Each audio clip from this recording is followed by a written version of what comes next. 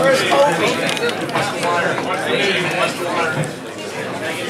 and gentlemen, good evening and welcome, because I've got a pretty large ego and I'm pretty in love with applause, really, and bright lights. So if there are any more lights and you applaud, I could be here all night. In fact, I'm so in love with bright lights that when I go into the bathroom in the morning, I do 20 minutes to the shower curtain.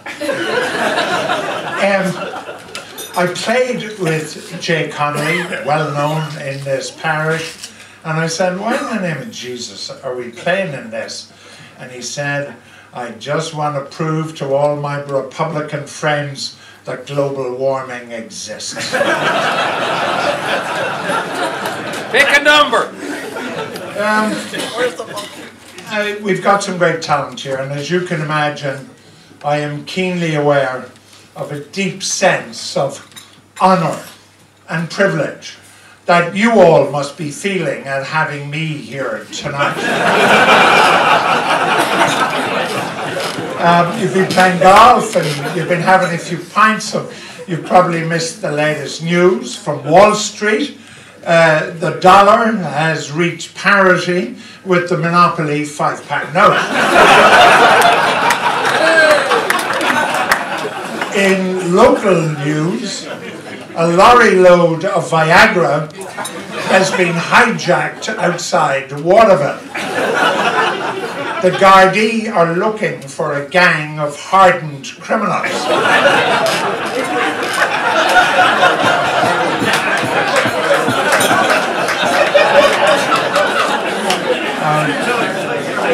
There are some additional prizes I understand will be presented tomorrow night.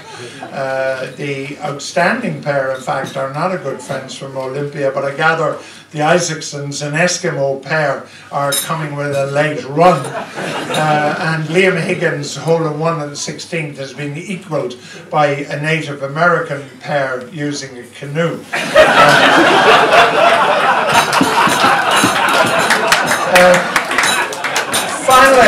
Finally, in news, as we came to the 12th, which you people much more experienced of Waterville than me will know, it's the Mass hole, where Mass, then forbidden under the penal laws, was said in secret.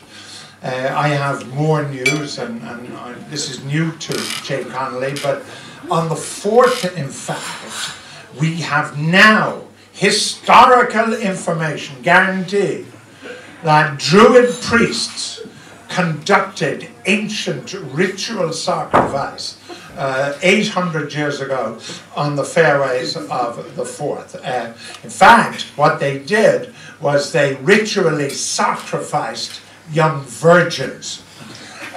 Apparently this practice fell into disrepute because of a shortage of Druid priests.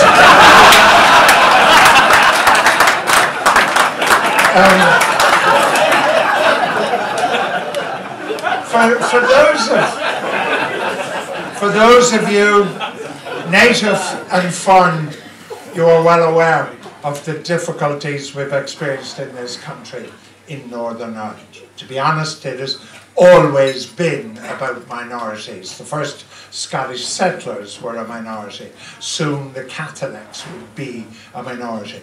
There is now a minority appallingly treated in Northern Ireland, and these are world champions. And we are delighted to welcome tonight, on stage, one of those great world champions from Northern Ireland, Snooker world champion, Dennis Taylor.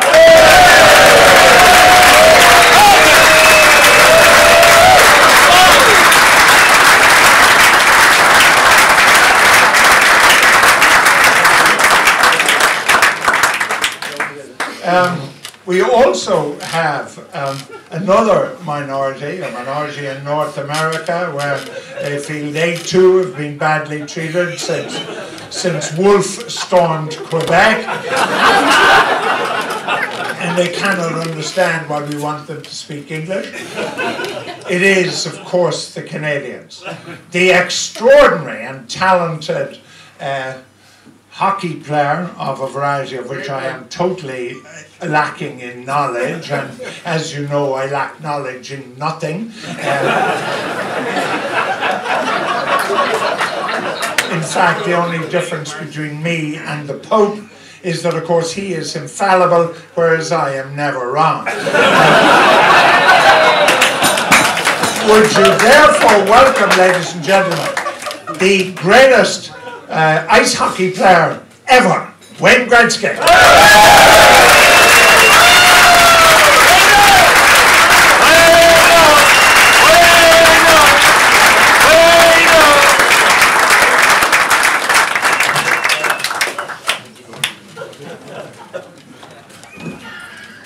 Gentlemen, welcome.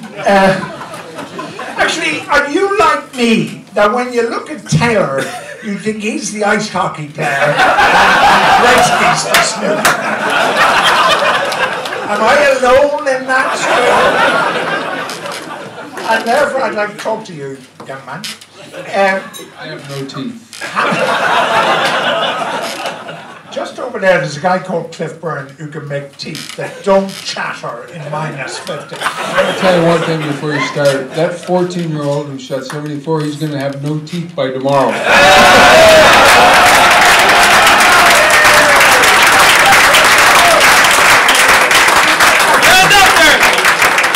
That's interesting, because I understand that's how you dealt with 14-year-olds throughout your career.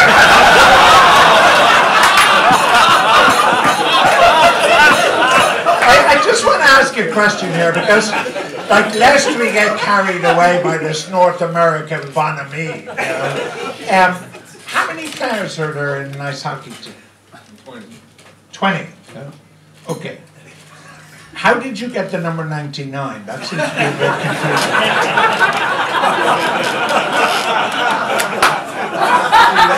Do we really need to go through this?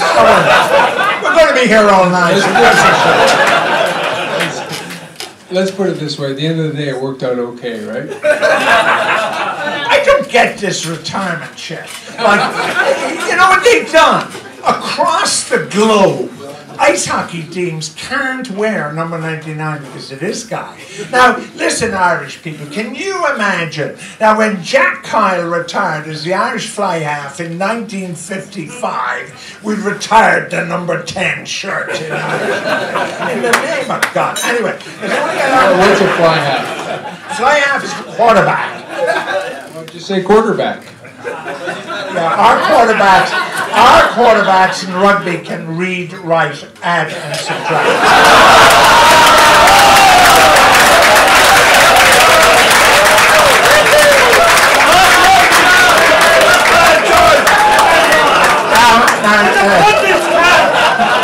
Poor Dennis is here. He's trying to get a snooker in. Dennis Taylor is here. But the pundits can't. There was 18 million and one, I have to tell you, awake at 2:30 in the morning when you spotted the black to win against Steelers. I want to ask you a question which I've wanted to ask all these years, right? You were 8-0 down in the first session. You were never ever in front until you knocked the black home, yeah?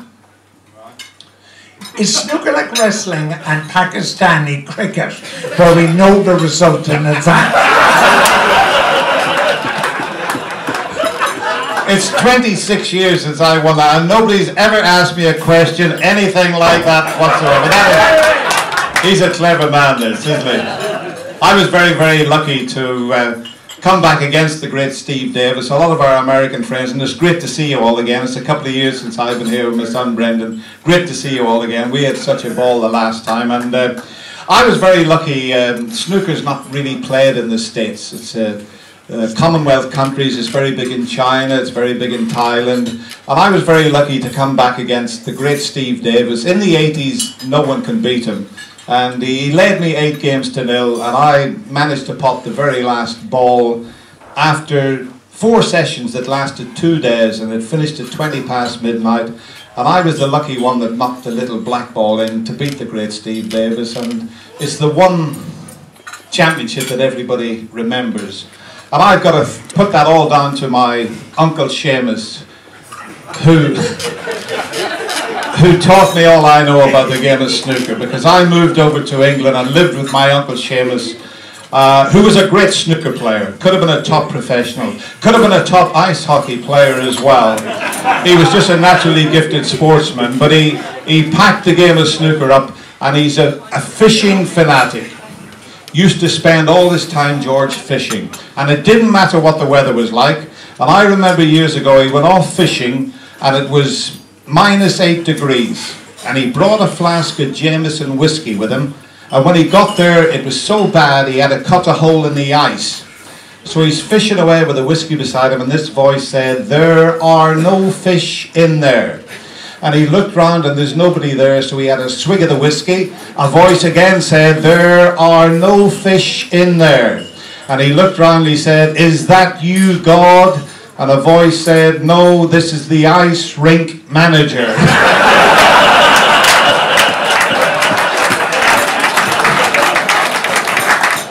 He was typically Irish, my uncle. He couldn't understand why he'd got one brother and his sister had two.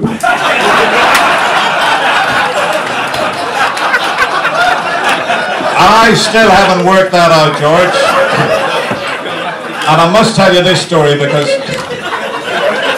his backhand used to shake. His left on the table, left hand was perfectly still. A specialist told him, "Drink a pint of lager, it will stop the shake." Then he needed 2 pints of lager, 3 pints. This is perfectly true. Before he could even practice, a bit like the darts players, he needed 9 or 10 pints of lager. I'm playing him in the last 16 of the World Championship. We're halfway through the evening session, and Bill is a chance of beating the highest break. He's on an 80 break, 3 reds left, and I thought, how is this fella standing up? I have worked out, he's been up in the morning, he's had 9 or 10 pints before he practiced, he's had 6 or 7 frames of practice. He used to have a pint a frame. We played 9 frames in the afternoon session. We had 2-hour interval before the evening session. I've worked out he's had just over 30 pints of lager. And he's going for the highest break. And he had to stretch across the snooker table, a little bit bigger than a pool table, all 320 pounds stretched across the table. He had to cock his leg up a little bit. And with all the lager that he drank, the inevitable happened. Well, let me ask you, was his hand shaking? It wasn't his hand that was shaking. This was the loudest noise that had ever echoed around the Crucible Theatre. And I don't want to burst out laughing. I can see the teeth marks in that finger there. All the crowd they're so close to the table, they're all biting their nose. They don't want to burst out laughing. They've heard it on the other side of the arena, and Bill, who was bright red before he played the shot, slipped back off the table and turned to the crowd next to him and said, "Who did that?" But there was a lovely follow-up way into that, because in snooker we don't have coloured or numbered balls. We have 15 red balls, a yellow, green, brown, blue, pink and black. Yeah. So a woman sent a letter and told me a lovely story. When that happened, her 12-year-old son was sitting in row 4 and their 2 neighbours in row 5, and when that happened they had to run out of the Crucible Theatre. The 12-year-old did a quick impersonation of Ted Lowe, the famous commentator, when that happened, and the 12-year-old's gone, "Oh dear, Big Bill's just potted a brown." Not bad. Did they retire the ball?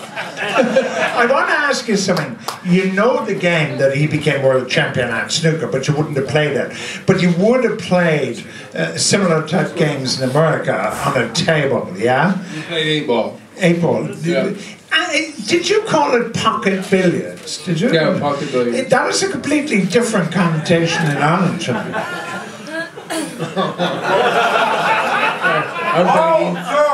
Yeah, well, schoolboys, because obviously we had Catholic priests at the top of the class, he would have given us 20 in the bars.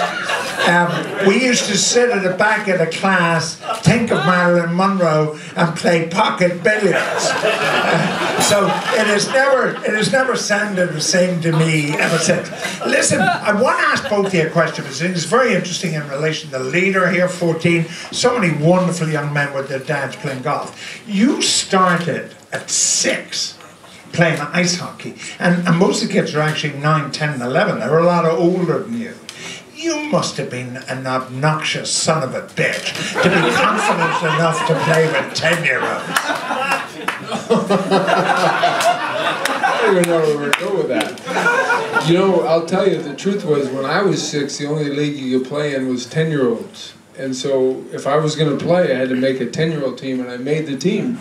So I played there for 5 years. So that's the, you know, but I always tell kids, you play for love. I didn't play to win or compete. I love to play, and I always tell people, if you enjoy what you do, sports, business, golf, tennis, baseball, hockey, if you love it, you have a passion for it, and I had a passion for it. Same as when you do your sport. Yeah, it's interesting, of course, you call it ice hockey, we call it assault with a deadly weapon. Your man is 6. Now, apparently, obviously, I understand you're 6 and the uniforms are a bit too big. I understand that. But when you were 36, the uniforms were still too big. Why was that? Because then I was married. It's all that pocket bit. Yeah, no. You know what? I always wore the biggest jersey, because when I was 6, the team everybody had the same jersey, and mine was so big it went down to here, so I would tuck it in. So I always tucked it in my pants. So when I turned pro, I wore the same size jersey, and I would tuck it in, and that was kind of my trademark. So that's why I always did that. Dennis, this guy's 6, right? You were 9 when you went to a snooker table. How did that occur? Because isn't it true that proficiency at snooker is always deemed to have been the product of an ill-spent youth? So was your youth ill-spent, and if so, I'd love to hear it. I should have started a bit earlier, shouldn't I? I don't know. They used to say that about snooker. You know, if you were good at golf or good at tennis, good at cricket, but snooker had this image back in the late 50s or late 40s, early 50s. Snooker rooms were all sort of above Burton shops, and they weren't the nicest places. You know, they're a bit dingy, and I think that's where the reputation came from. But the professional game always had a superb image. The great Joe Davis, the top players, used to play in theatres in London, private homes. They're always immaculately dressed. So I suppose to be good at any sport, I think you've got to misspend your youth just a little bit. And I was very lucky to, I mean, Wayne had 21 years as a professional, I had 30 years as a professional, travelled all over the world, and I was so lucky, because without that I wouldn't be sitting here with all the friends and playing golf with some of the greatest characters I've ever met. It's so great to be back here. I mean, the camaraderie around here is just unbelievable, and as I say, once again, to meet the great man here, it's just a thrill to be here, and I should have started just maybe a couple of years younger to misspend my youth. Ladies and gentlemen, Dennis Taylor and Wayne Gretzky.